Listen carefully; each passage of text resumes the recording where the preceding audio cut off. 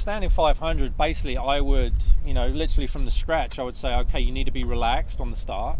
If you're tense and stressed about the event and what's actually coming up, you're going to get a crap start and probably not do your best time. So you need to be able to get onto the line in a nice, composed, relaxed manner.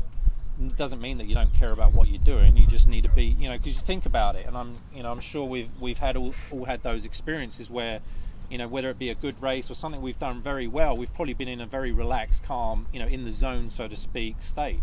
I know I have. Most of my races that I can remember where I've just been, it's been amazing experiences, the ones where I've been the most calm and relaxed. So, it's trying to actually get into that state, whether it's a thought pattern you've got to go through or whatever it is, you basically need to try and get in it, before you start. And then obviously, you need to practice the technical element coming out the gate and everything else.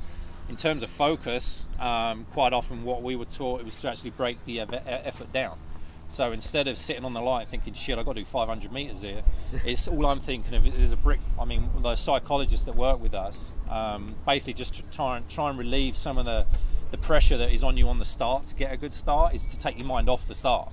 It's like walking. Am I thinking about walking? No, I'm just doing it. And it's exactly the same. How many starts have you done? Probably dozens and dozens, if not hundreds. So you know how to do a start. Don't think about the start. So a very simple one to actually take your mind off that is, the psychologist gave me, and I actually used that, was imagine there was a brick wall at the finish line. That's all I'm thinking is I'm just going to break through that. Think I'm changing the focus to something else. And then basically you need to break down that 500 meter effort into sections. And quite often I'll try and teach the riders is to, instead of a flying 200 or a kilo or whatever it is we do, if I was to say to Jack, you've got 4 flying 500s today, he's like, shit. But if I said, okay, one effort at a time, let's just focus on that one effort at a time, and let's think of that one, half a track at a time. So all you've got to be thinking about is, okay, I just need to be in this position. If it's a race, for instance, I need to be in this position at that point in turn 1. Okay, I've got to that position. Where do I need to be in that turn? Okay, you're breaking the effort down, because when we think of things as a whole, sometimes it becomes overwhelming and can put a lot of pressure on you, which is exactly what happened, to me in Athens. I cracked under the pressure. All I was thinking was Olympic medals, instead of focusing on actually what I needed to focus on. And in Beijing, I got it right. I sat there and thought, I'm just going to smash through that bloody brick wall. And I was very relaxed in my thought process. So, in any effort you do, it's like if you squat, if I've got to do this 10 times, you're probably, it's the stress of having to do something 10 times, you're probably not going to perform at your best. It's just, okay, 1 rep, okay, 2 reps, and you just break it down. It's each rep, to each lap, to each half lap. Break it down into segments. That's a really good way of actually mentally being able to cope with an effort. If I said to you, okay, let's do 10 kilos, you're like, oh shit.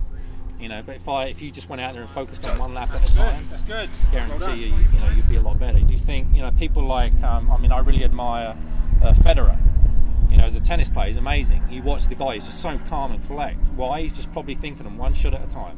1, get it over that net, 1 each time. He's not thinking about Wimbledon, winning Wimbledon. He's not thinking about, you basically, you think about the process and not the outcome as well. So, because, again, that can put too much emotion and too much pressure on you to perform. If you're on the start line thinking, well, I need to win this for my mom, I need to win this for my parents, or whatever it is, well, there's $1,000 on the line, I need to win this, you're probably not going to win it. There's a good chance you might screw it up.